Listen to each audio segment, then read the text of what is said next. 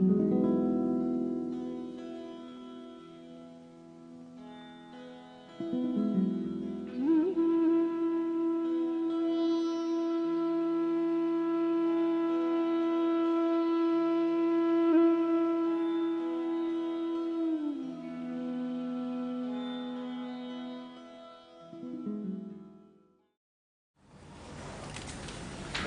good.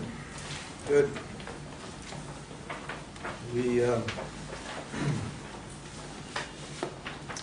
We're on verse 3. I'll just recapitulate. It's a blessing to have a human birth for various reasons.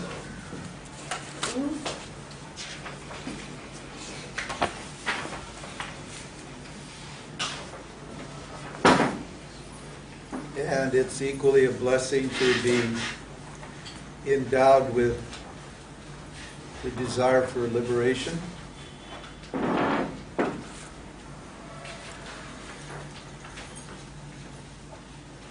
And it's an even greater blessing to have a relationship with a teacher who can convert your desire for liberation into a desire to know. Most of us are not happy with the way we are experienced in life. That's why we're searching liberation. We're not satisfied with the experience that we're having. And we wrongly conclude that we need a different experience from what we're presently experiencing. And therefore we define enlightenment as a special kind of experience that's very different from our worldly or samsaric experience. And that's a big, big mistake. That's a huge mistake. Instead of inquiring into why I'm not satisfied with the experience that I'm having at the time, I immediately assume that there is an experience that will give me permanent bliss or permanent happiness, and I chase that experience.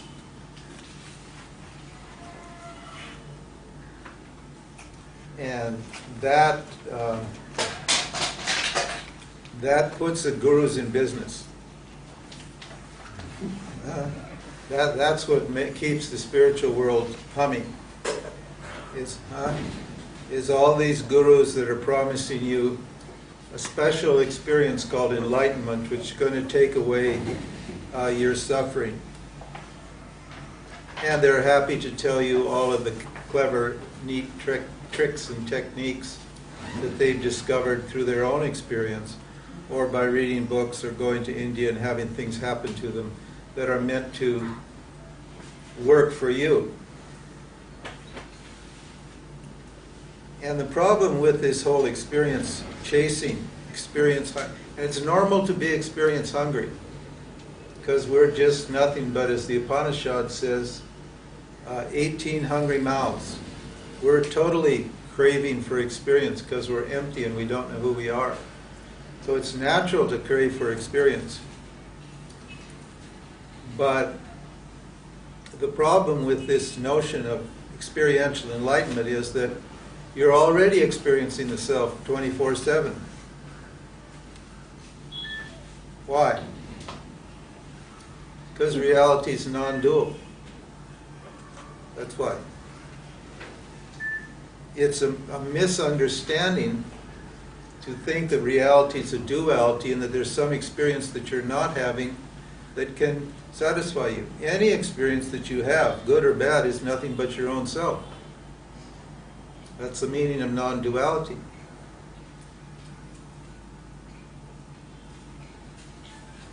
When are you not experiencing yourself? When?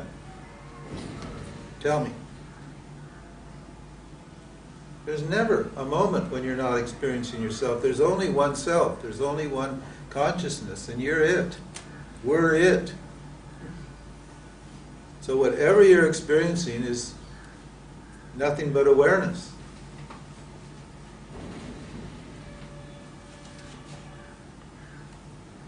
All the time.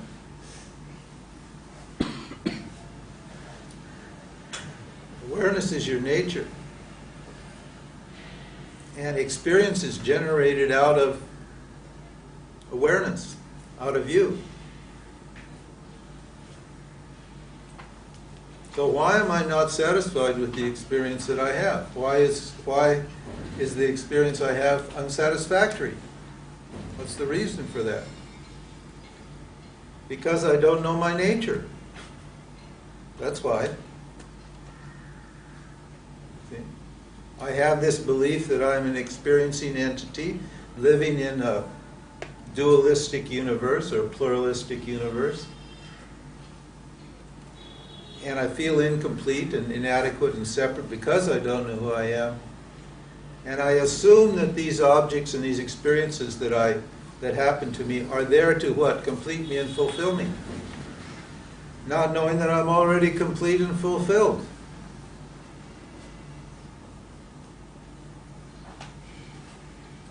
See, so what Vedanta is saying is that you don't have an experience problem. You don't have an experience problem. You have a knowledge problem or an ignorance problem. It's the same thing. Simply don't understand what reality is. That reality is nothing but awareness or consciousness. That there's no other possibility but to experience what you're experiencing.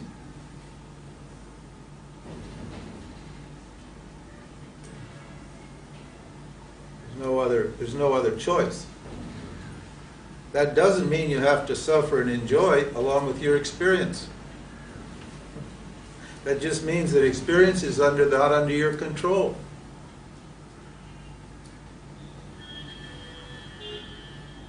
And if you say, well, if you buy the idea of yoga, and most of these people, well, you need to do these spiritual practices, whatever they are, awaken the Kundalini or get Diksha Shaktipat or something like that, and that's going to give you the experience of the divine. There's no logic to that argument that these people are making. Why is that? Because no action that you can do is going to produce a limitless result, is it? You want a limitless result. You want to be free. Freedom means limitlessness. That's what it means. And you're just one finite little person. You're going to push a special button at the bottom of your spine and send this Kundalini Shakti up through your chakras, and it's going to merge with Shiva, and there's going to be a big cosmic orgasm, and you're going to be happy forever, right? That's going to happen? I don't think so. And even if it does happen, it's only an experience, and what? It won't last. Because it's only an experience. Anything that was there isn't there now, is not going to be there later on. If something appears that wasn't there before, it's going to disappear later on.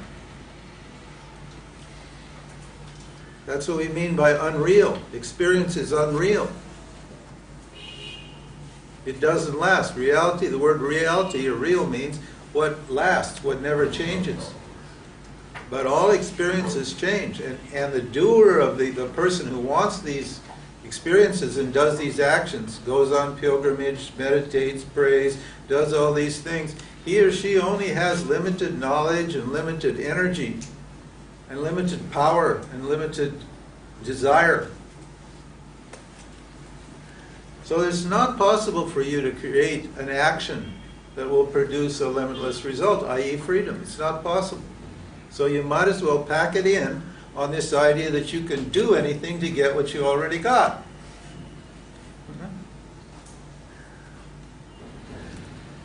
We said yesterday, Vedanta's listening, hearing. Through listening, through knowledge, you can discover what you already have.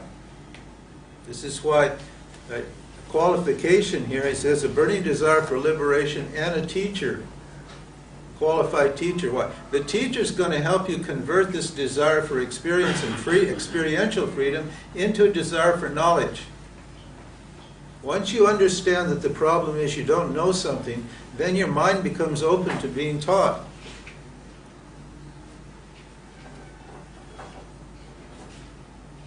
They worked it out. The rishis worked it out. Believe me, they worked it out. You're not going to figure it out on your own. I'm a smart guy. I couldn't figure it out on my own. I tried for 5 years, and I had all the experiences, and I studied all the texts and listened to all the gurus. I couldn't figure it out.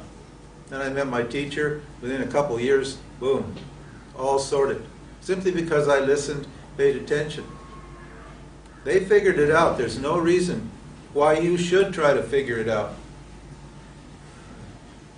This is a teaching tradition. Vedanta is a teaching tradition. The rishis will teach you who you are by removing your false or ignorant notions about who you are. See, everybody has a desire for freedom, but everybody's got a different desire of what freedom is, don't they? Huh? You know, like Christians think that freedom is salvation. You work hard here, you do the right thing, you're a good boy or girl, then you get to die, you go to heaven, you sit on the right hand of God and He saves you something. I don't know how it exactly works out, but you know the theory. They got the same theory here in India. Believe me, in the karma section of the Vedas, not the section we're dealing with, but in the section on karma, the section on religion, they have the same idea. You do all these good karmas, it's called punya, you get punya karmas, by following dharma, that is, by doing actions that are in harmony with the nature of the dharma field. And you get to go to what? Vaikuntha or heaven, some heaven realm. And there Brahmaji, the creator, is sitting. And there you can get moksha from Brahmaji, the creator. You have the same idea. Everybody's got a different idea of what freedom is. All around the world they'll tell you freedom is this, freedom is that, freedom is so forth. So we need to, you know, I told you yesterday this was a tradition of criticism as well. We tried to explain to you that we're not criticizing any people or any teachers. We're just criticizing bad ideas of freedom. We'll debunk some of these enlightenment myths, all of these enlightenment myths as we go along. The one we just did was what?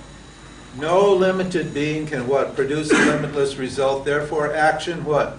Karma will not produce enlightenment. Karma, I do karma because I'm ignorant of my nature. So what? Every karma I do to get what? Free is going to what? Reinforce my sense of ignorance. It's going to what? Keep me believing that I'm a doer doing an action to get a limitless result. No wonder everybody in this spiritual world is so frustrated. Huh? This is the court of last appeals here, Vedanta. This is your last hope. Believe me. Because you've been through it all. You've tried all these things and it hasn't worked. It's because the idea of enlightenment's wrong. The idea of moksha is wrong. And the guru, that's why they need the guru, is to help you to understand why the way you're thinking about it's not the right way to think about it. And get your thinking on track. The spiritual world is the worst place to get information about enlightenment. No, because there's no standards, is there? There's no standards. Any Tom, Dick, and Harry who's had a third-rate epiphany can hang out a shingle and say, I'm a guru, and tell you what enlightenment is. How do you know? If I don't know what enlightenment is, if I don't know what freedom is, how do I know whether he's saying the truth or not?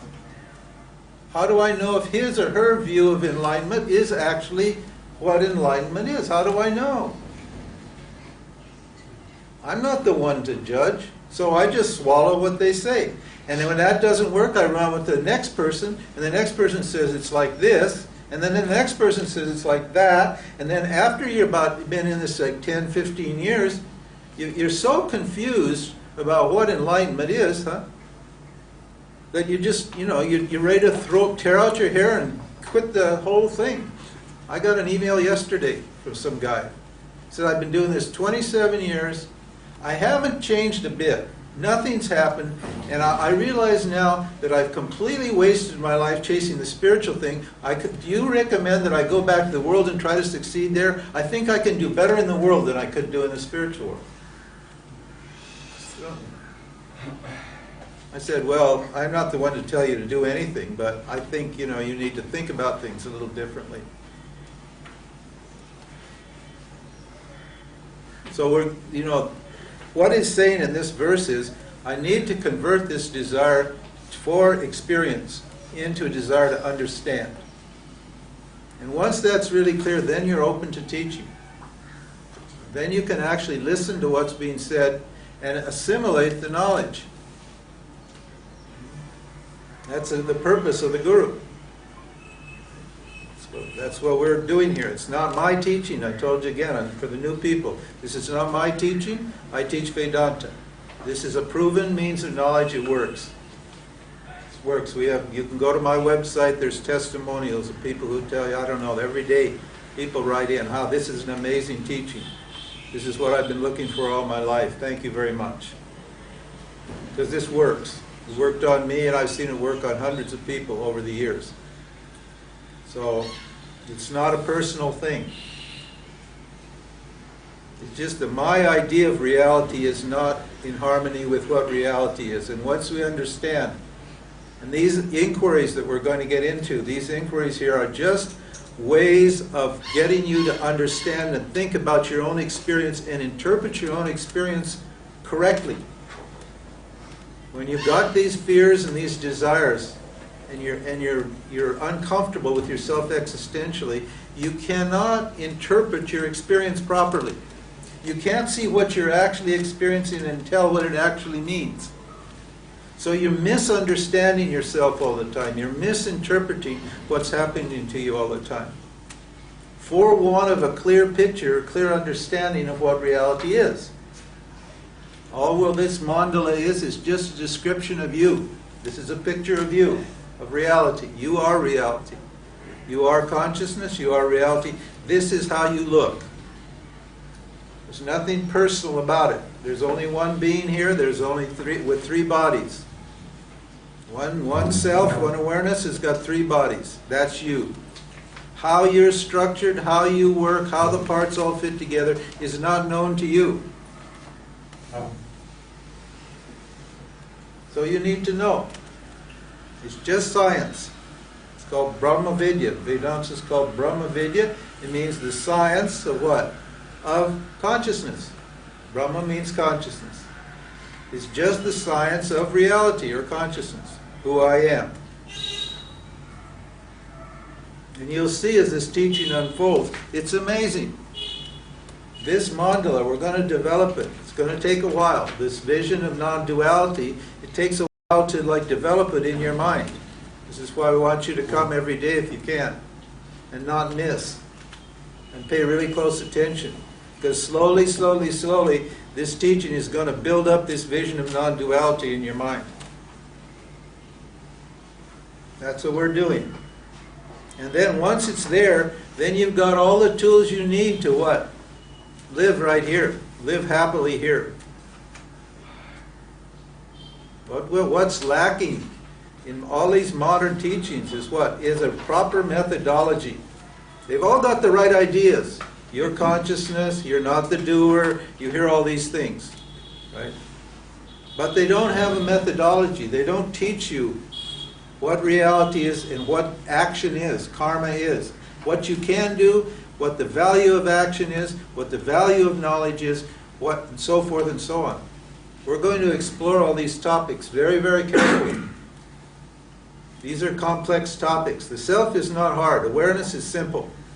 We can handle awareness in about 20 minutes or less, maybe an hour, maybe half an hour. Because there's nothing to it. Huh? There's nothing to awareness. Why even bother with it? Well, we need to bother with it because you need to recognize what it is and understand what it is. But all of this, your body and mind, your three bodies and your mind and the world outside, that's all you too. That's all you too. No, I'm just awareness. Yeah, I'm just awareness. That doesn't count. Wrong. That counts. That counts. That's you too. You need to understand your whole picture, the big picture, everything. And what awareness is and how it relates to these three bodies and the world outside.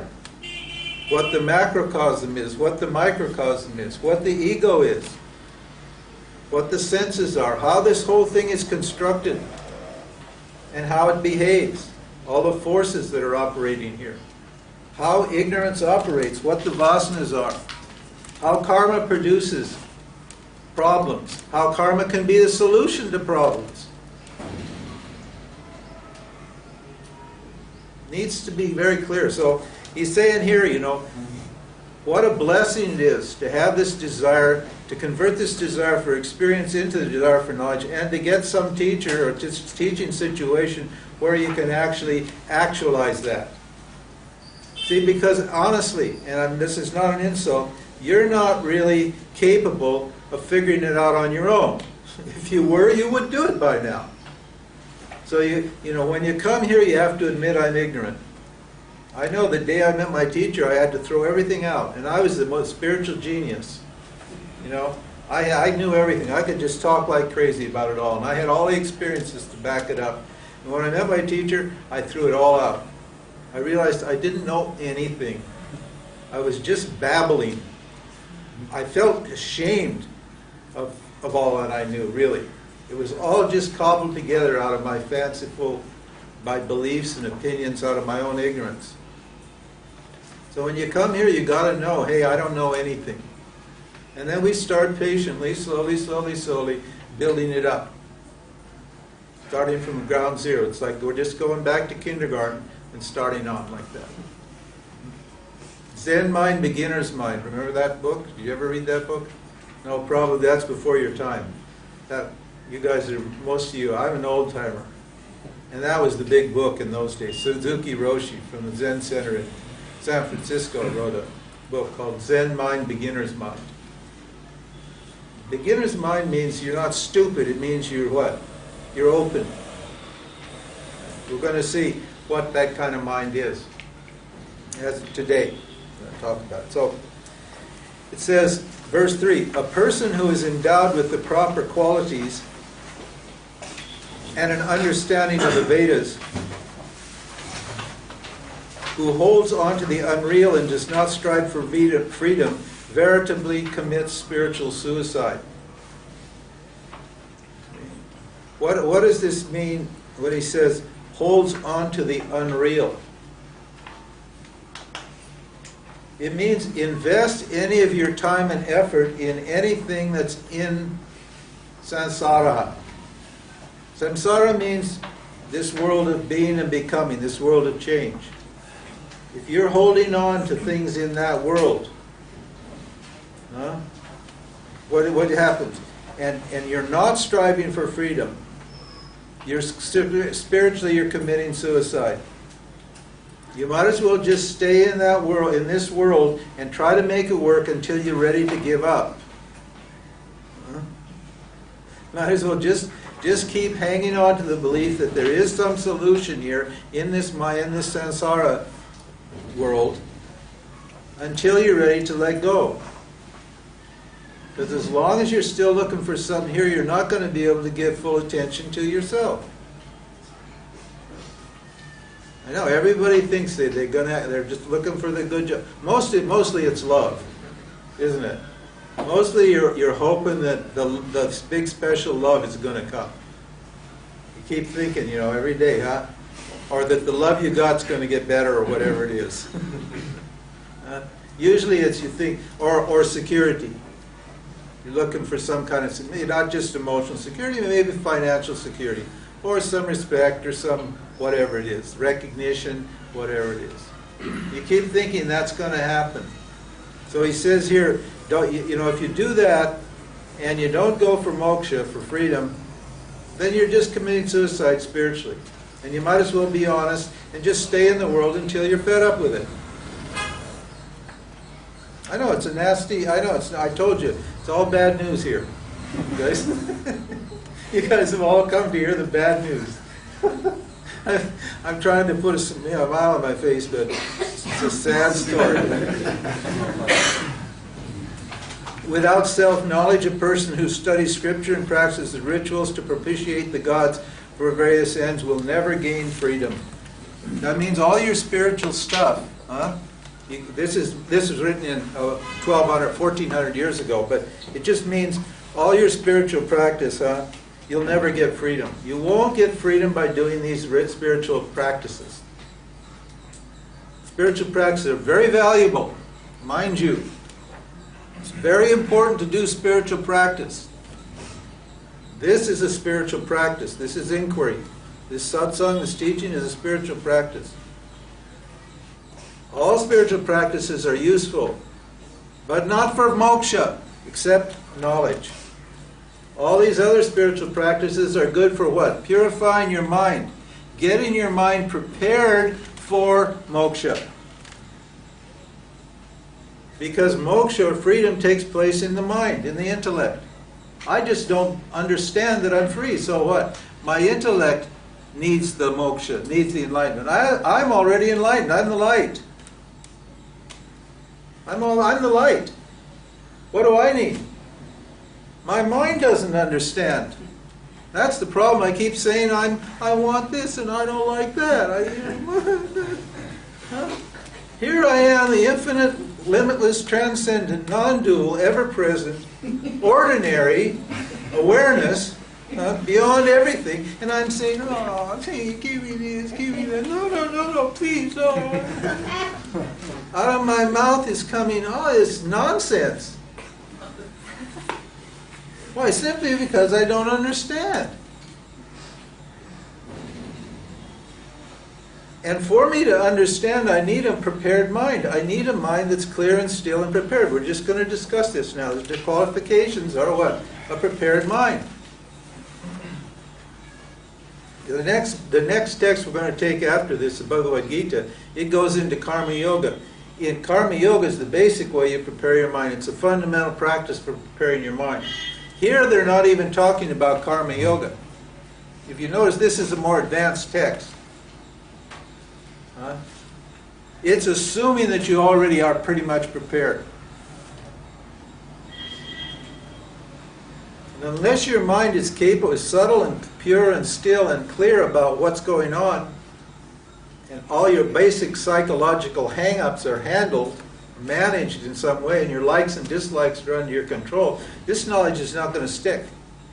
So action, spiritual practice is great for getting your mind prepared, but it's not going to set you free. It's very important to understand this now. Because actions, the results of action are limited. And the mind is in the karma field, in the dharma field, so it can, there are actions you can do that can affect the mind, can purify the mind. Get rid of my psychological hang-ups and my problems and my agitations and so forth and so on. There are psychology. Psychology is good for that up to a point. A lot of people here in the spiritual world don't belong in the spiritual world at all. They belong on a couch with a shrink, basically. Sorry to say that, but none of the present company said that. But, you know, sometimes I'm walking down the street with my white clothes on, and I don't know if I'm a patient or the doctor here. You see, these people lighting the loafers and wandering around with all these crazy ideas and so forth. Now, the spiritual practice is for what? To get your mind prepared, but it's not going to produce moksha. Moksha is your nature. Only knowledge will produce that. Ignorance is my problem. The only thing that's going to remove ignorance is knowledge, not action. Action's motivated by ignorance, so it's going to reinforce my ignorance. This is why you can stay in the spiritual world and do all these practices for 20, 30, 40 years and still be ignorant of who you are. You see them, there's people sitting there doing meditation. The same people, I've seen a few of them, been sitting there for 10 years in Ramana Ashram doing the same thing. Nothing's changed, and they keep meditating over and over and over again. Still no change in their understanding. They'll just keep meditating until the day they die, and they'll wonder why nothing happened. Because the meditation actually reinforces your belief that you're what? The doer. That you're a limited, incomplete, inadequate person, and you're waiting for some kind of big experience to what? Happen. That's supposed to blow you away, knock you out of the samsara waters and establish you in this high state of consciousness or whatever it is, however it's conceived of. So spiritual practice is good for what? For antakarna shuddhi is the word. Purification of the antakarna. This subtle body is called the antakarna, the inner workings. That's got certain parts in here, and we're going to discuss that when we get into the yogas and how the yogas work on this inner workings here.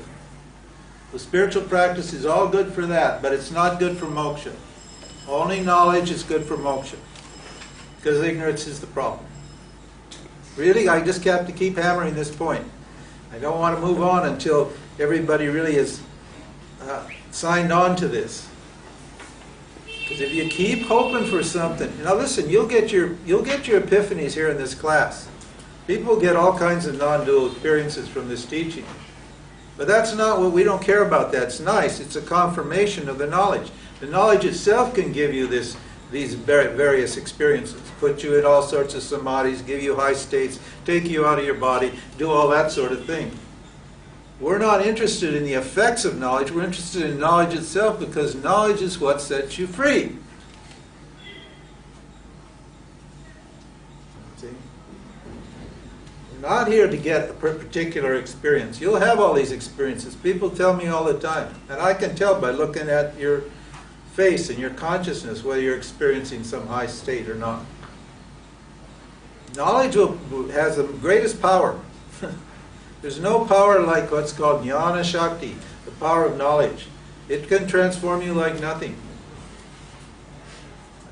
But for that to happen, I need to be prepared, and therefore spiritual work is important. That's what he's saying here. Millions of actions, he says, doesn't matter whether worldly or spiritual actions, verse 5, will not produce self-knowledge. Actions can purify the mind for gaining self-knowledge. We already said that. Therefore, approach a compassionate teacher, a knower of the self, and learn how to inquire into the truth. Going to teach you. This is going to teach you how to inquire. That means what? We're not going to enlighten you. We're going to show you how to enlighten yourself. You've got to do the work. I can enlighten me if I know how to inquire.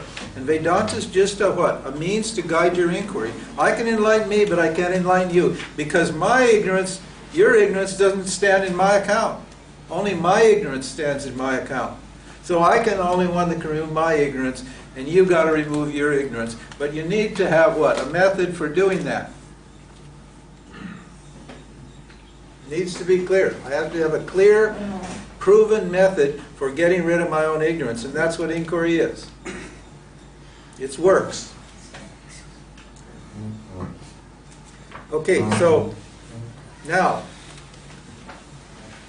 I got a valid means of knowledge. I've got a teacher who's established in the self as the self. Got a valid means of knowledge. What about me? Well, I realize there's no happiness in samsara, but that's not quite enough. Because there's a lot of people out there who know there's no happiness in samsara. Aren't there? There's tons of people out there who know there's no happiness in this world. But they're not necessarily qualified for moksha. Now these qualifications, how are we doing? Yeah, we'll go a little more. These qualifications, how did they come about them? Is this an arbitrary designation? I mean, who made this up? Who says I'm qualified or not? A couple of years ago, a fellow came to me and wanted me to debate one of these Neo people, famous guru. thought, are you kidding? I don't want to debate anybody. I don't have nothing to, I have no argument with anybody. Oh, yes, yes. He said, I said, well, that person, he's too famous. He wouldn't be willing, wanting to talk to me anyway. And beside that, who am I? I'm just a small little Chota guru. I don't, I'm not even on the spiritual map, so why bother with me? Oh, no, we can get a lot of people, make a big event, have a big Dharma combat, So, so I said, okay, all right, you set it up and I'll do it, but before I do it, I would like to at least read a book that he wrote or something. I don't even know what the guy's teaching, so please give me the book. Get me a book. So a few days later, he brings his book. Nice, big, fancy, lovely book. I forget what the name of it was. Well, I do know, but I'm not going to say it, because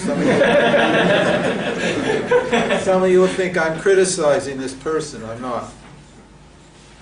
So I got to the bottom of the first page, and the second or third paragraph from the bottom, it said, there's no qualifications for enlightenment. That's what it said. That's what I thought, oh, there's no point in even talking to this person, because we totally disagree. We totally disagree. You need to be qualified. Isn't it obvious that if you've got millions of people seeking and like hundreds of people finding, that those people who are finding must be qualified to find it, and those people who aren't must be not qualified to find it? Isn't that logical? It's totally logical. Because this Vedanta, this teaching tradition is thousands of years old. There have been, I don't know if millions is the right word, but hundreds of thousands, probably millions of enlightened people in India and around the world who've contributed to this tradition. And they've spoken their knowledge, which confirms this and which is confirmed by this truth.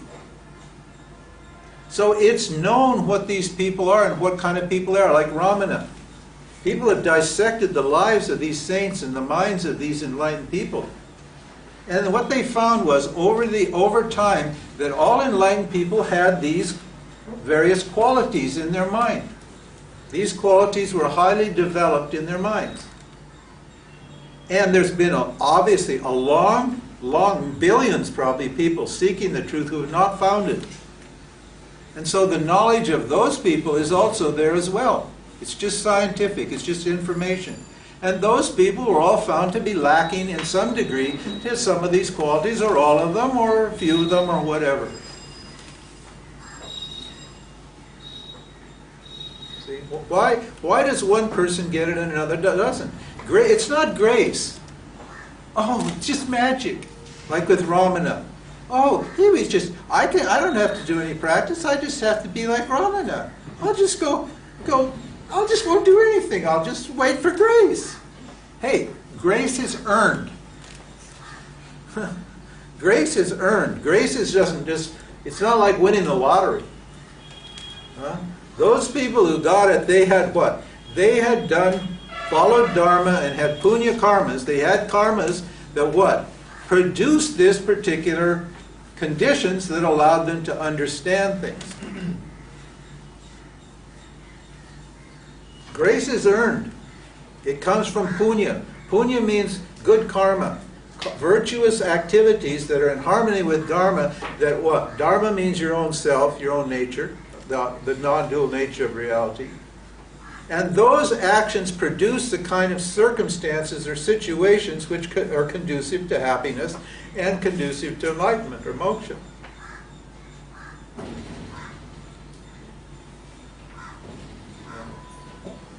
So what we've got here is a picture of a mature, qualified human being.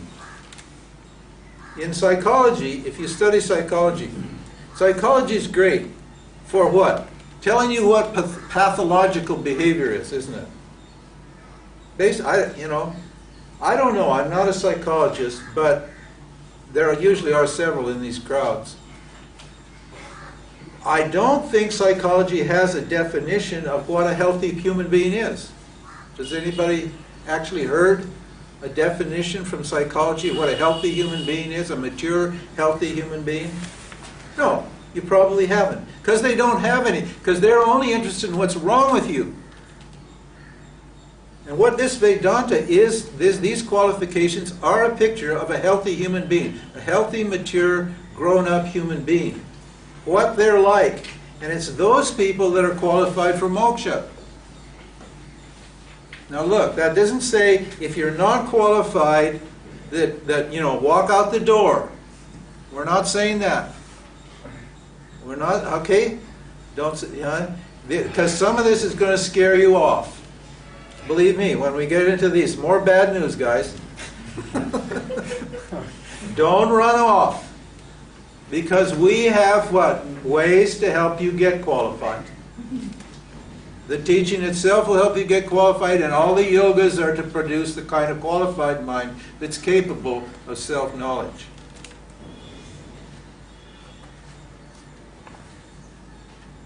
But don't think you can just walk off the street and pay $5, and get it.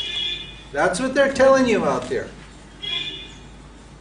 That's all they've got, is the hope that you'll walk into one of these satsangs and the energy will hit you and you'll get some kind of experience and you'll feel like your awareness and you'll feel happy for however long you feel until the experience wears off. And then they tell you that's it. Or they'll point, it's this is it.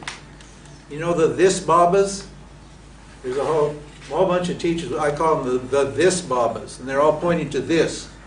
This is it, this is it. Means they're in some kind of sattvic state of mind, and they're interpreting that as enlightenment.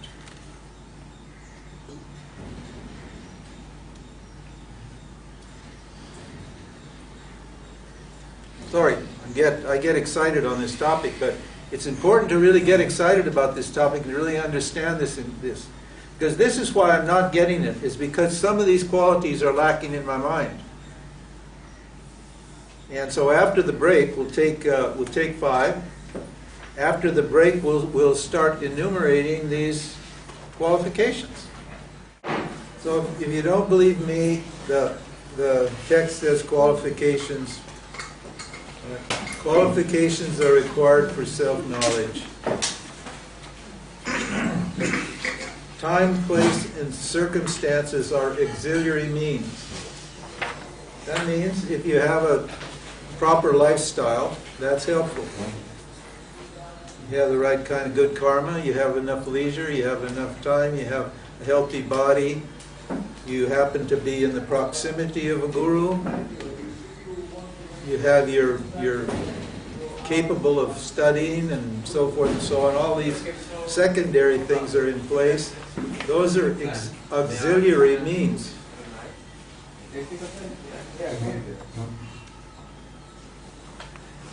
Look, we're not going to be able to do this look, you got to come, listen, from now on we go from 10, and at 10 after you got to be in your chair, or I'm not going to talk. You got to show some discipline here, please. It's really hard to do this. I mean, this is a big job for me. And if I get started and then people are talking or they're coming in late or whatever, how can I teach you? So people are paying attention and somebody says something or does something or moves their chair, then you lose your train of thought, the idea is gone, I've got to back up and make sure you get it, because we're trying to go together here. I try to build this whole thing up into a nice satsang so we can all go together here. Make a group kind of thing. In this tradition, my guru was great. He could take 200 or 300 people right to the self, systematically, step by step, and everybody would go together. It was amazing to see. But, he was like a total disciplinarian cracking the whip. And there weren't any breaks, because everybody was really, highly qualified and really serious about getting it. So please, help me out. And help yourself out. Take your 10-minute break. Keep your mind quiet. Just go out and look at the thing and just relax. You don't have to chat and everything. Just keep silence. Come back after 10 minutes, sit down, and we'll get going. Otherwise, we're going to waste a lot of time. And it pisses me off. And you don't want me pissed off because I get cranky. And when I get cranky, it's not fun. But I can do the knowledge when I'm cranky, but I'd rather do the knowledge when I'm what? Happy. So please make me happy. And don't give me this stuff about you're always happy because you're the self. Okay. I'm not always happy because I'm the self.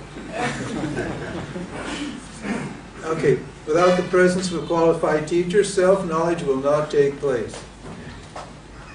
4 qualifications are enumerated by those great teachers who have realized the self and obtained the vision of non-duality as revealed by Vedanta. The 4 qualifications are discrimination between the ephemeral and the eternal, dispassion with reference to objects, 6-fold secondary qualifications, and 4, a burning desire for liberation. And we're going to unfold or enumerate those qualifications for you. Now this is just a checklist. Don't judge yourself. Don't get down, oh my God, I'm not good enough. That part of you that doesn't feel worthy and good enough, and that wants an excuse to feel sorry for yourself and to not buckle up and do what you need to do. This is not a judgment. This is just something to understand. That's all. And these things can develop. You can develop these. As we discuss the sadhanas and the spiritual practices, you'll see how they develop all these qualifications. Only thing that, by the end of this course, the only thing that's going to be a problem is not that you're enlightened. The problem is the obstacles to your enlightenment.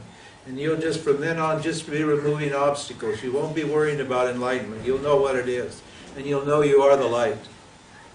It'll just be obstacles that'll be standing in your way, and those are just simply there because of a lack of qualification. And you'll have tools to get rid of those obstacles and to get yourself qualified. So, not to worry. Okay, the first one is called discrimination between the ephemeral and the eternal. Between what changes and what doesn't. Between awareness and the objects appearing in awareness. We said yesterday there's only 2 existential categories. Awareness and the objects appearing in awareness. That's all your experience is. Look at your experience. There's me, the knower, awareness, and then there's objects appearing in me. What are those objects? Sense perceptions. Smells, tastes, touch, sounds, sights, so forth and so on. Those appearing in me.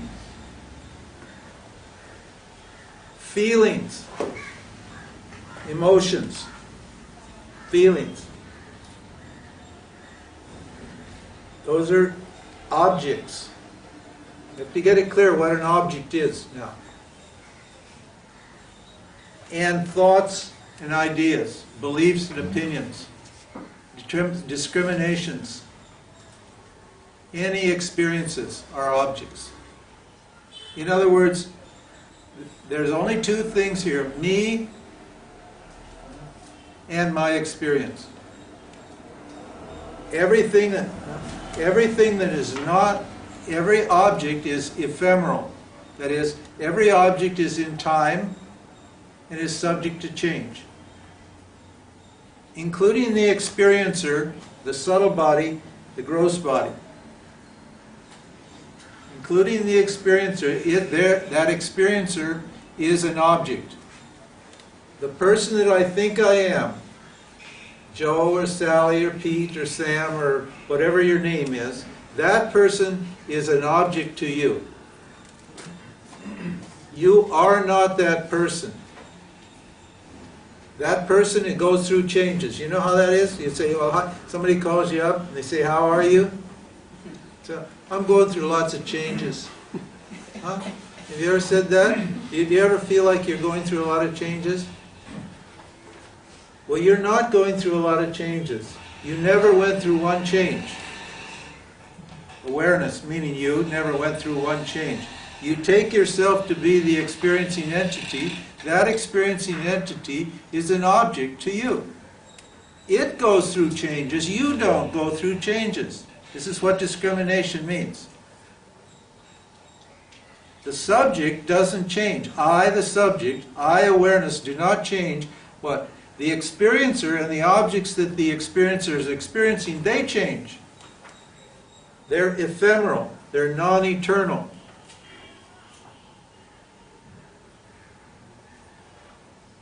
It's very clear. In fact, moksha, liberation, is defined by Vedanta as Atma, Anatma, Vivekaha. Viveka means discrimination. Anatma means, here this is not self. Not self. Not self means anatma. Atma means self. Anatma means not self. So the discrimination between the not self and the self. That's what moksha is. Simply understanding what this is and what that is. Think about it. All the confusions that we have, all the problems we have are confusing yourself with objects appearing in you. Anything other than yourself is an object. Anything but yourself is an object to you. The objects are not you, and I am what? The subject, awareness. And discrimination is knowing which is which. You cannot do anything about either one. Okay? Again, we're getting the karma out of here. You're not going to do anything about either one of these things, because this is totally what? This world of objects is just a dream world. It's like when you're in a dream, you don't produce any karma, do you? You don't produce any karma in a dream state, do you? Because the dream is just happening, isn't it? It's produced by the unconscious mind, and so it's just happening. You can't get good karma or bad karma in a dream. You can just exhaust karma in a dream. But you can't create any karma in a dream. You can just experience it, but you can't create or remove it in a dream. So this whole thing is just a dream. You can't mess with it. It's a projection. It's a hologram projected by ignorance. Boom, out there. Appearing, and that's all the objects. And the rules that are causing all the objects to move and change according to their rules, laws are called dharmas. All those laws are not under your control. So you're not going to be messing with those things. If you try to mess with them, you're just wasting your time. You haven't got discrimination. When you're an aviveki, and aviveki means an undiscriminating person, you're always trying to manipulate all this stuff here to make it work for you. If you're trying to like fiddle everything in your life to make it work for you, it means you don't have discrimination. Because you think you can change this to make it work for you. As soon as you change it to make it work for you, it just changes to what it wants to change. Anyway, huh? It's doing what it's doing all the time. You just believe that you should have control of it because you're stuck in it. And it's not to your liking. It's not to your satisfaction. And this you can't do anything about awareness either. Because awareness is eternal. There's not one thing you can do with awareness. Nothing. Zero. So reality is not something that you're going to mess with. Reality is something you've got to understand, and discrimination is just understanding which is which. The whole method of Vedanta is called Viveka. Every moment when I'm living, there's me and there's experiences appearing in me. Isn't that right? That's all I am. I'm awareness, and experiences are happening to me all 24/7. And I've got to what? Decide which is me and which is the experience. Because, huh? Huh? Get this now. I don't want experiences that are going to set me free. I want to be free of experience.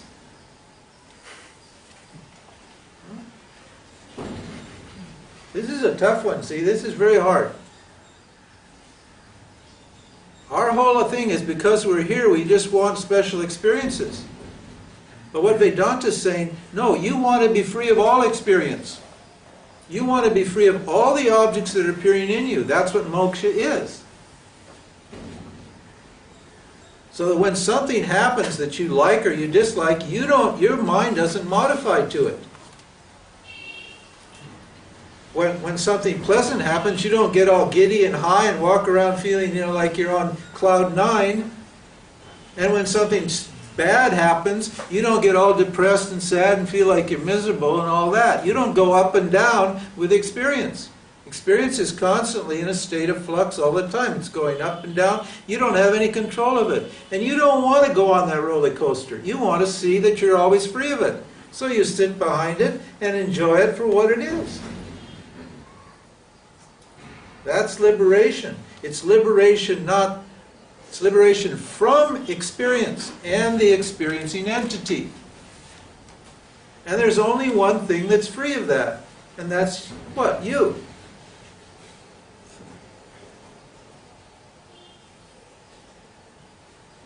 So this viveka is a statement of enlightenment, and for those people who can't see that, it becomes a sadhana.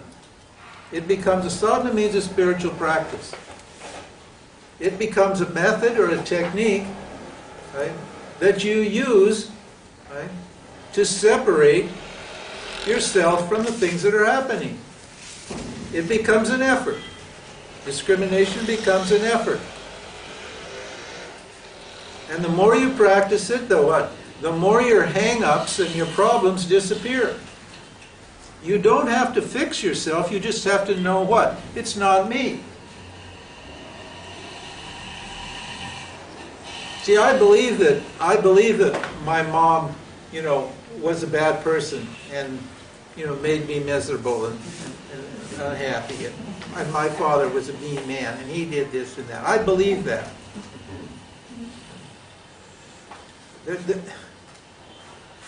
No. Mom and Pop had nothing to do with you. Those are just ideas, experiences that are appearing in you that have no reality at all. If you lack discrimination, you're going to identify yourself with the experiencer. You're going to say you've got all these problems. You get rid of your problems by seeing you don't have any problems. You identifying yourself as awareness, you have no problems. You're free, you're pure, you're perfect, you're whole, you're complete. Let's see, as the nature of the self is revealed, you'll see the self you have no problems. But owing to lack of discrimination, I take these things to be real. I say that I have problems, right? And I'm always trying to fix them. Simply by knowing I'm this, they get fixed. Because you don't, what do they say? What you resist persists. Huh? The more you pay attention to this and take yourself to be this psychological experiencing entity, the more it just You create it. It becomes your identity. And this whole teaching is about what your true identity is. Your true identity is what? As the observer, as the witness, as the seer of the objects. This is a very simple thing. There's nothing complicated about this. It's just a simple knowing of what the subject is and what the object is. And an enlightened person doesn't have to work at it. The knowledge is firm for them. So they always understand what an object is and never identify with the objects. We call it stithypregnia. His or her discrimination is steady or firm. So they don't have to, they just know that that's an object and they don't bother with it. That's why people like Ramana, they just could sit there. What kind of guy, that Ramana, what a guy, huh? He just sat in his underwear and didn't do anything. Didn't he? What a guy, huh? He knew that none of that was real. He knew I alone am real. And why bother with any of this stuff? So he can just sit in his underwear in bed all day. He reads a paper, listens to the radio, reads a few scriptures, writes a little things, let people sit and look at him.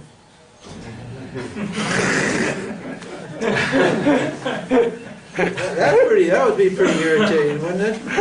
Just, to have all these people sitting there staring at you and you're not saying anything and he's not. Silence, we're sitting in silence. People staring at me. They're just objects, they don't mean anything to him. Because he just sees himself as awareness, that's all. And nothing to be done about it. Freedom means freedom from the doer, freedom from doing anything about anything. When you take yourself to be, when you lack discrimination and you take yourself to be the experiencing entity, this is called the doer. This doer, this I sense, this ego. Then you always feel that you need to change something, manipulate something to make it different. To what? Fit into your likes and your dislikes.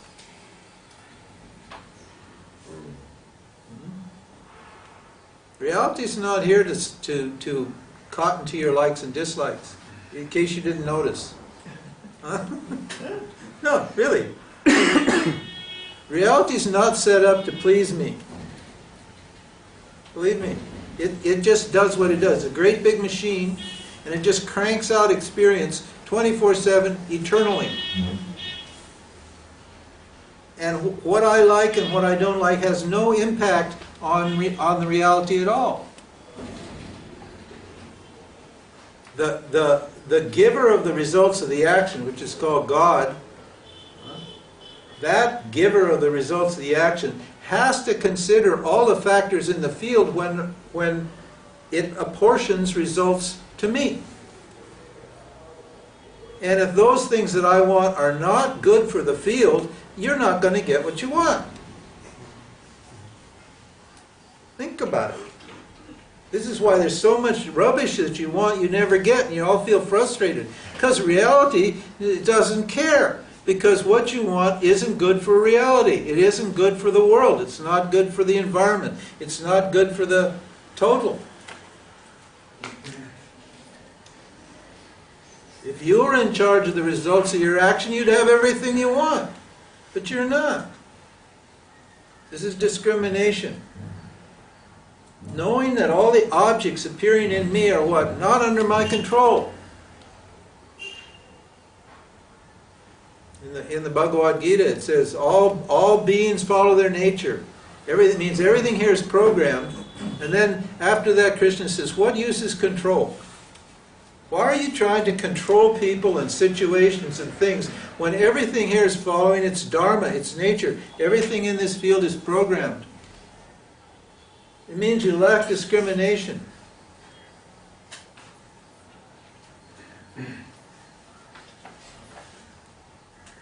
So now look, somebody's going to say, okay sir, you told me that this is the not self, but you also told me that this is a non-dual reality. So this has got to be the self too, doesn't it? Did you notice here I got little, you can't see, but there's little quotation marks around it. It means not self. It means it is the self. This is the self. Because if it is a non-dual reality, this is the self. But why am I treating it as the not self? What? Huh? That's a contradiction, sir. You said it's non-dual reality, now you say there's a self and there's a not self. Isn't that duality? No, it's not duality. The reason you have to treat it as not self is because you're identified or attached to it. So you have to break your attachment with it before you can see who you are. This is the purpose of discrimination, is to break your attachment with what's not real. He says up here, he says that a person who's what? Where is that verse? Anyway, wastes his time chasing unreal things. A person who's involved in chasing these unreal things doesn't understand that he or she's the self. And so because he or she's attached or identified and thinks these things are going to make them happy, so you've got to break your attachment by understanding first what you are. Once you understand this, then this all becomes yourself. But there's no bondage. There's no bondage then, once you understand it from this point of view. But as long as you're looking at it from this point of view, then you've got to treat it as not self. And dismiss all of these attachments and identifications with the objects. That's why we call it the not self. It's going to become the self. It always is the self, but it's going to become the self when you understand and are looking from this point of view. This is just a shift in point of view. This is not me, an ego, experiencing the self. This is me, the self, experiencing the ego. That's all enlightenment is. It's just a shift from one point of view to another. As long as I'm identified with this ego, this subtle body, this reflected consciousness, I've got the problem. And therefore I need discrimination as a tool.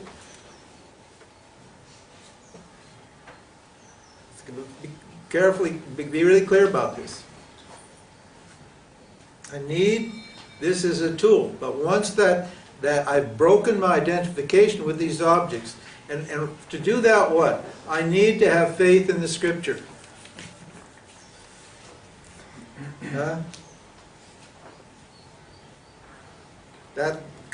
Right? If I knew it was true, I wouldn't have a problem. But I don't believe that it's true. That's because my fears and desires keep me chasing objects or avoiding objects, which means I don't really believe that it's true. So I've got to take the Scripture as the truth and operate from there. I have to have faith in the teaching. And then make my life conform to that. You're going to see faith is one of the big qualifications here. Some of them are not listed in here. We'll add some. So that's discrimination. Separating the subject from the object.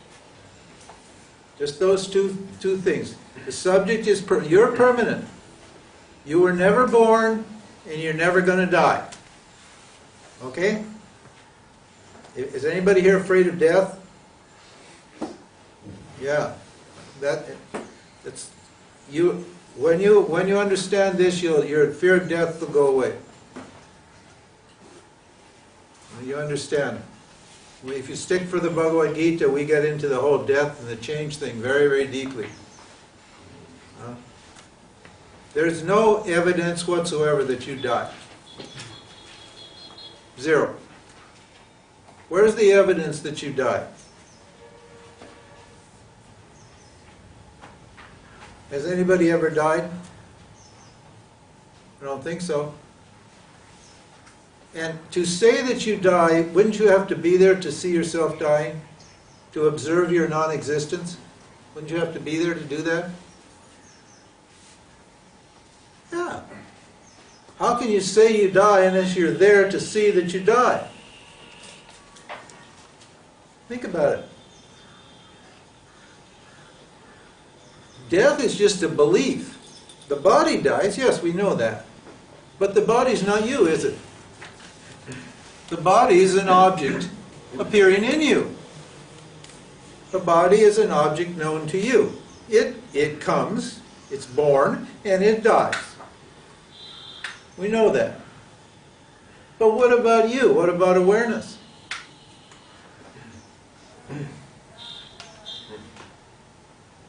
Is there any evidence that you were born? No, there's not.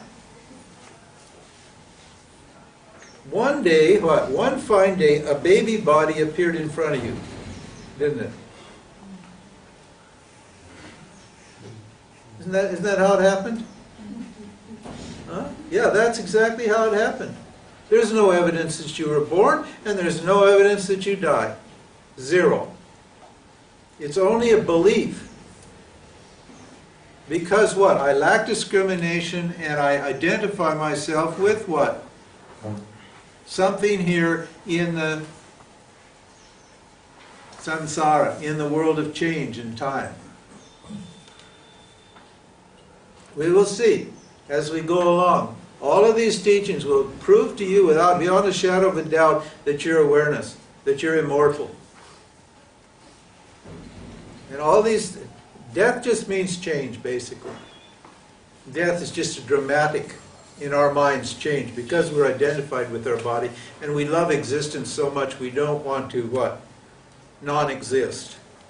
But there's no evidence that you non-exist. Zero.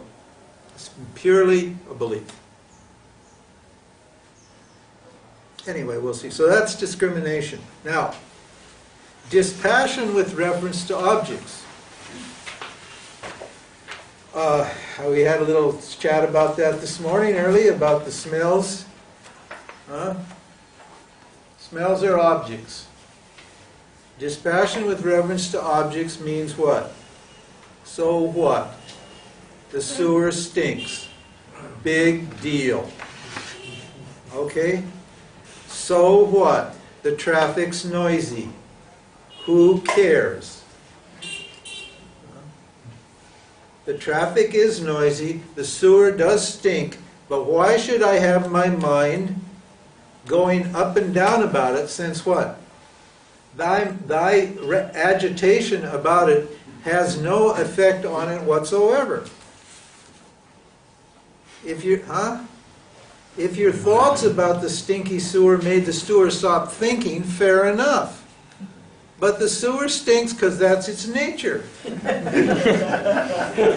It's just doing what it's supposed to do.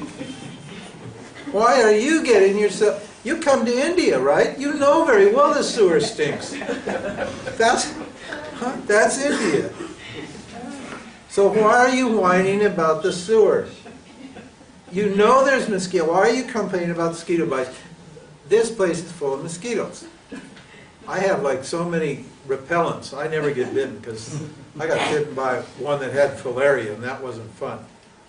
But hey, dispassion with reference to objects. Now, actually, you know, there's several definitions for dispassion, but the one I like best is indifference to the results of my actions.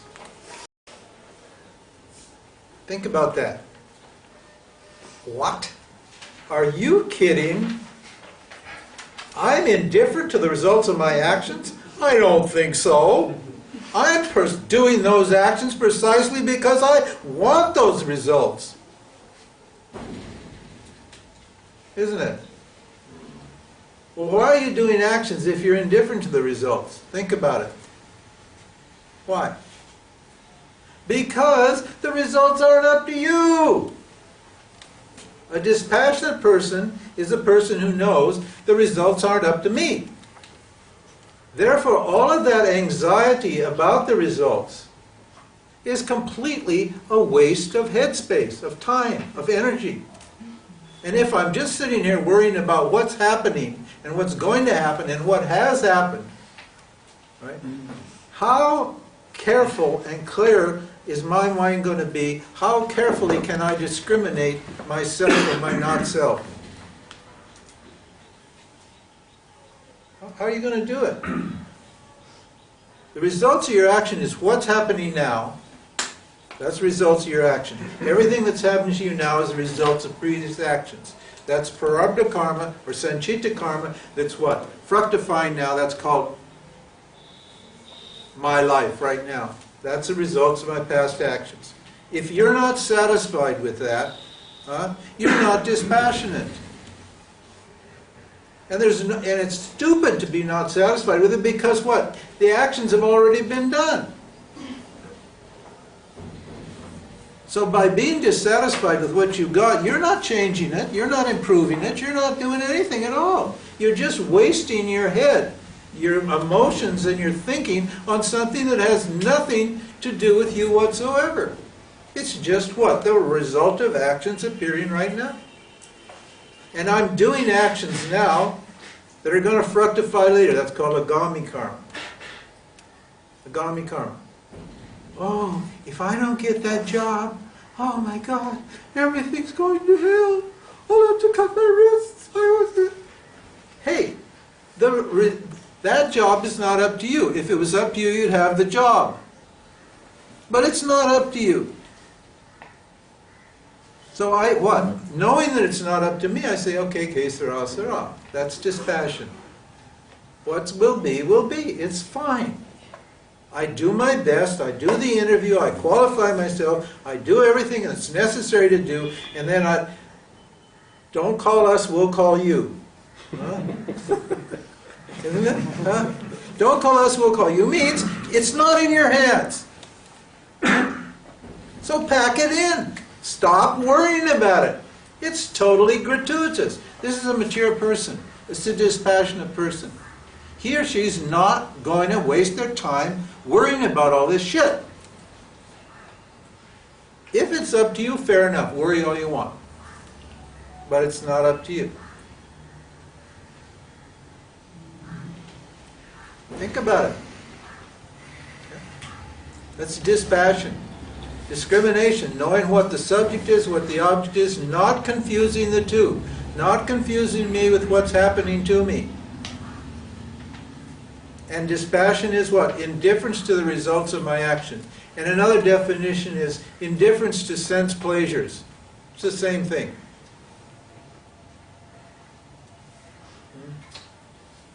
Heat and cold, pleasure and pain, all these things what? Are determined by the field and by your karma. They're not up to you. You have to suffer them. Because your body that experiences those is in the Dharma field, and the Dharma field is dualistic, and it what? It delivers pleasure and pain. It delivers heat and cold. All the dualities are operating here. There's nothing you can do about it. So you just have to be indifferent to it, that's all. Well, no, listen, you're free to get upset. You're free to like it or dislike it according to you. You're free to do that. But if you want that, if you want to do that, then you're just not going to get moksha. Because your mind is just going to be what? Trying to relate to all this stuff that's happening to you rather than what?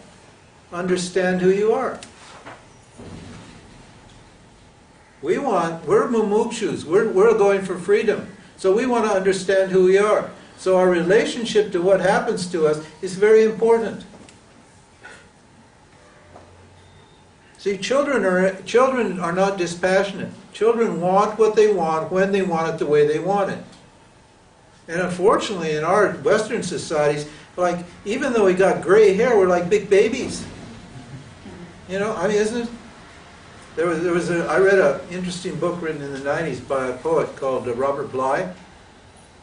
It's called The Sibling Society. And he said that because of various factors, we're just like a bunch of kids. You got guys 60, 70 years old, gray hair and billions of dollars and running huge businesses and corporations, and they have the mentality of teenagers. They have the values and the ego structure of kids. They never grew up. They all everybody in this sense just wants what they want, when they want it, the way they want it. That's a child. That's not an adult. An adult knows very well. It's not just about me getting what I want here. The reason Indian society has got so much spirituality, not that it hasn't got plenty of the other stuff too, but is because their society is not necessarily just a desire-oriented society. It's a Dharma-oriented society. In a Dharma-oriented society, you're mindful of the rules that are operating here. And you try to conform to Dharma. This is why when you go to India, I went to the post office one time, I had a parcel to mail. And the fellow was there, the postmaster was there. So I put my parcel on the desk, and I said, I'd like to mail this. Ah, yes, indeed. You have come to the right place. This is a post office, and you can definitely mail your parcel here.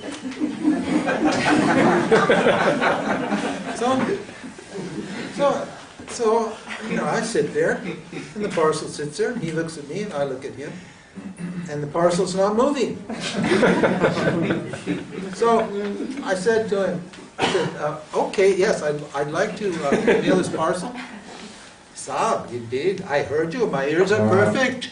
I understand. You want to mail a parcel. Yes, indeed. You think I'm an idiot? I know you want to mail. I said, well, how about you mail the parcel? How about you get... Oh, Saab, you see, I cannot do it.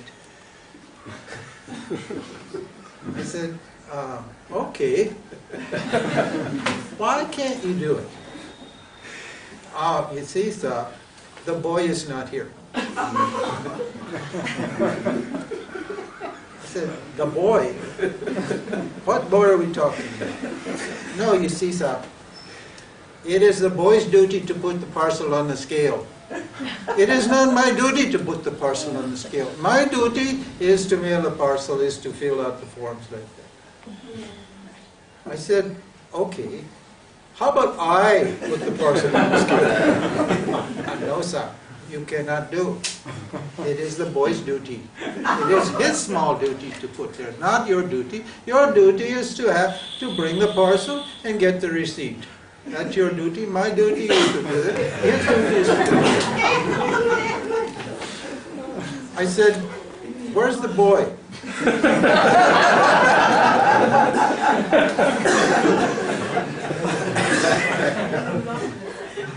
He said, you see, sir, the boy is taking chai now. He's just taking chai. I said, well, when will he come? Oh, soon, sir. He will come. Any minute now, he will come. So we just sat there till the boy came and picked up the thing and put it on the scale. And then there are rules here. Everybody's got their duty. Everything's operating according to what? The plan. It's not about you getting what you want.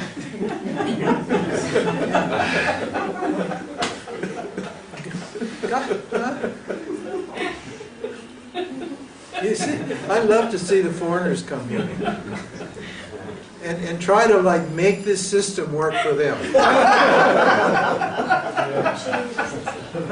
You're an idiot if you're trying to make the system work for you.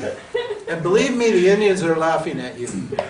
Believe me, they're really having their laugh, because I have a lot of Indian friends, and they just tell me all the time about their interactions with the foreigners. And we just don't get it. Now, we think they don't get it. But no, they think we don't get it. See, it's all rules and laws here. Everything's following its nature here. When you understand that, you relax, you take it easy. Why you got so much spirituality here, because people don't like disturb themselves about things that are out of their control.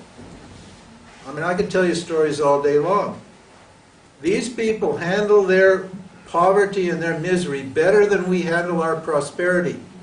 Honestly, you know that. That's why you like it here.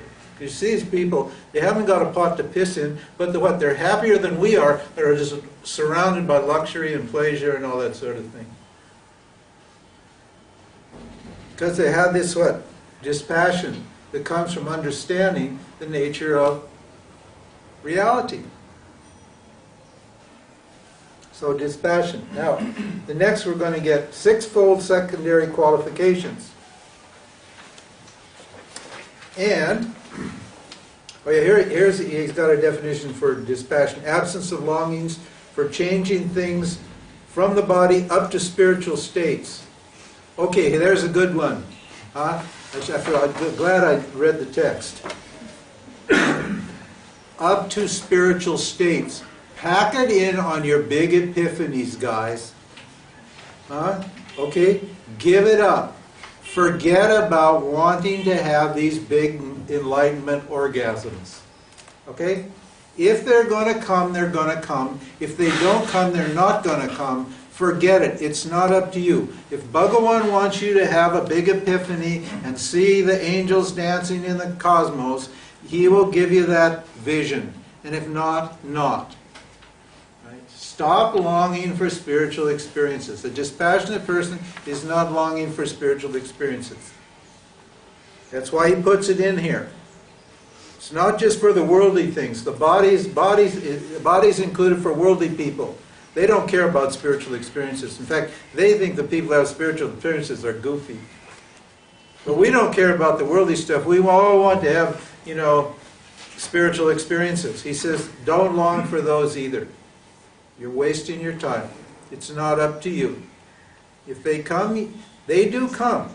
If you're supposed to get them, you will get them. And if you're not supposed to get them, no matter how hard you try to get one of these epiphanies.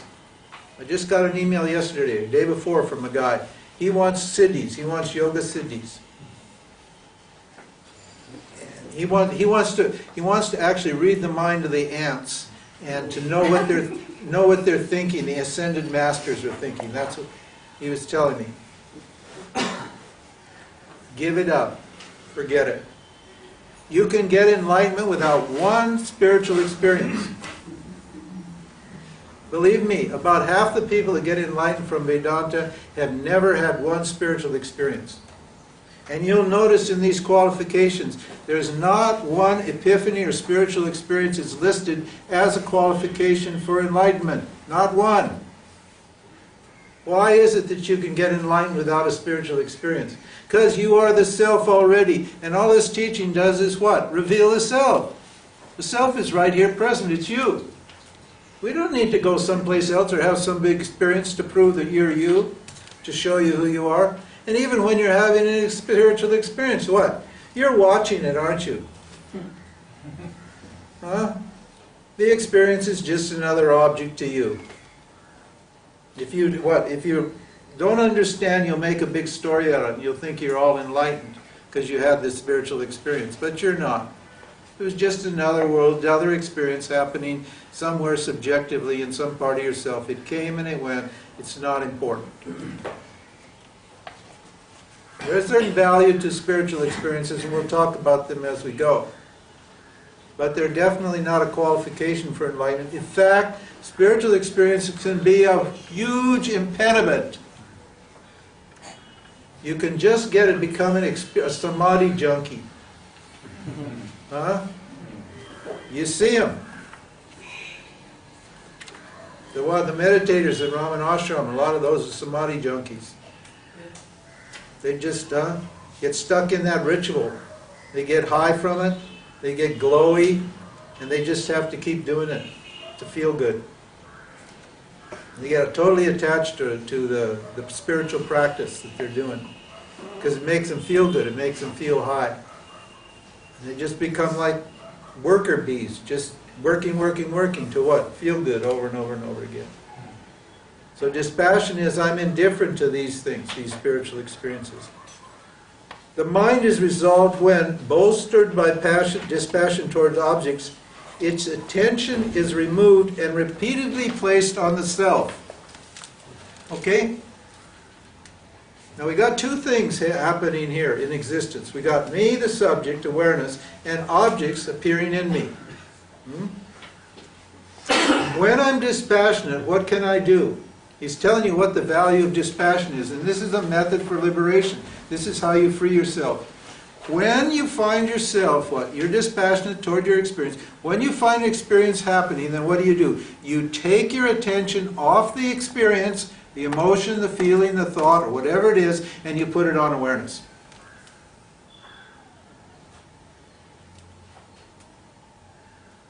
You want something to do? You want a job? Okay, there's a job. There's a job. There's a sadhana for you. Just take your attention away from that and put it on the self. Now some clever person's going to say, how can you put your attention on the self? Because the self is beyond your attention. Right? We said earlier, didn't we say here, the self cannot be objectified? Isn't that the verse number 1? So how am I going to put my attention on the self? Hey, we got to take the piss out of these teachings too. That's why you have a teacher. If you read this, you'll be confused. You need a teacher. So we're going to resolve this contradiction right now. Tells you to put your attention, repeatedly place your attention on the self, but I can't place the attention on the self because the self's an object. What to do? Place your attention on the idea that I am awareness. The idea I am awareness is what? As good as awareness. The access to awareness is through knowledge, because you're already awareness. And the thought I'm awareness is non-separate from awareness. So when you think the thought I'm awareness, you suddenly back right to awareness. You suddenly start seeing from awareness's point of view. And the object, the experience, whatever it is, shrinks down. Sometimes it just disappears, or it just shrinks down to manageable proportions and becomes obviously an object with which you cannot confuse yourself.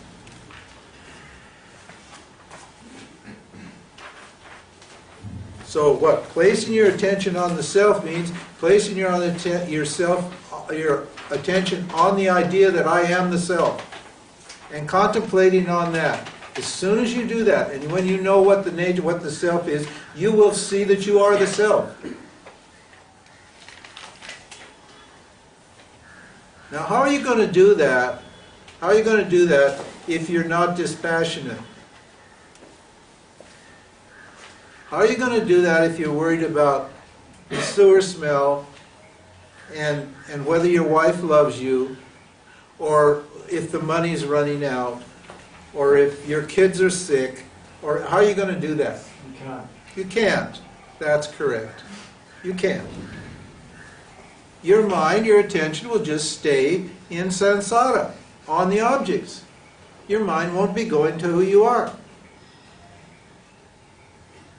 The qualified person is a person who what? Is a mumukshu, who wants liberation. So, and liberation's for the mind, so the mind's got to contemplate on the self.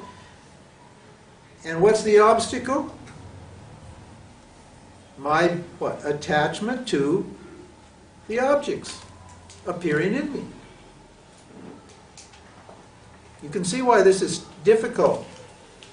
It's not difficult because it's complicated. It's difficult because what? Of my attachment to the objects. To having reality behave according to the way I want it to behave. Or having me be what I think I should be. There's an object. There's a good object. It's a problem for spiritual people. I want to be different from what I am. And I should be like this or I should be like that. You know that? Living up to your ideal, you think it, a spiritual person has to be a certain way. And so you're always concerned that you're not spiritual enough, you're not pure enough, you're not holy enough, and so forth and so on. So you're always fixated on on what? The object, the experiencing entity, not upon the self. You see how tricky this object thing is. You need to have, he said here, you need to have a lifestyle in place, secondary qualifications, a proper lifestyle, that's secondary things. The circumstances that make it possible to inquire, then you need what? A dispassionate, discriminating mind, because what are we going to be doing here? We're going to be taking our attention off the objects and putting it on awareness. That's my job in these satsang. My job is just, what? To keep our attention on awareness all the time. We start, then once we got our attention here, then we work through all this stuff, and then we send our attention back to here, over and over and over again. Every time, Get rid of some object, some thought or feeling or belief or opinion or emotion that's standing in our way, and what? Put the attention back home where it belongs. Nobody else is involved in this. This is why it's hard work. How these people can say there's no qualifications, I do not know. How they can tell you that anybody can just blow in off the street and get enlightenment, I don't know. just believing in this is not good enough. I need to what? Practically every moment and all the time there's what? Experience is occurring. All the time my attention is being drawn and attracted to my experience, to what I'm experiencing. And I've got to be looking at that and step back all the time. Hey, that's not me. That doesn't mean you can't act in this world, but you act with the knowledge that you're this, that you're whole and complete. And you relate to experience from that platform rather than what? From the platform that you're small and inadequate and incomplete and you need this experience to complete you. You do not need any experiences to complete you and make you happy. You do not need one experience to make yourself complete and happy. Sir? So how you can act when you are all the time focusing the thought of awareness? If, let's say, if I want to drive, right? So I need to be like in a, sorry about my English, but in a driving world, okay? There's rules when you're driving. Yeah. You need to be careful not to, that people not screw. When you're driving, drive. That's all. But if I need to be aware for the awareness thing... Well, you would have to be awareness or you wouldn't be driving. So just know that you're the awareness, that's all, and then drive. Where's the problem? So if I want to do some act in the reality, Yeah. so-called, so I need to sometimes forget about the awareness and just... No, you act knowing that you're full and complete. That's all. You can do everything you would ordinarily do, but you just do it with the knowledge that you're whole and complete. The only problem is I'm doing it with the knowledge that I'm incomplete. That if I get to my destination when I'm driving, I'm going to be with somebody different or better, or I'm going to gain something better, something from this. But you're not going to gain anything from it because you're awareness. So you just enjoy driving. As awareness, I enjoy driving, that's all. Huh? I don't believe I'm going to be different when I get to my destination. I don't believe something great is going to happen or something bad is going to happen. I know very well nothing's going to change. So I just drive with that understanding that I'm awareness.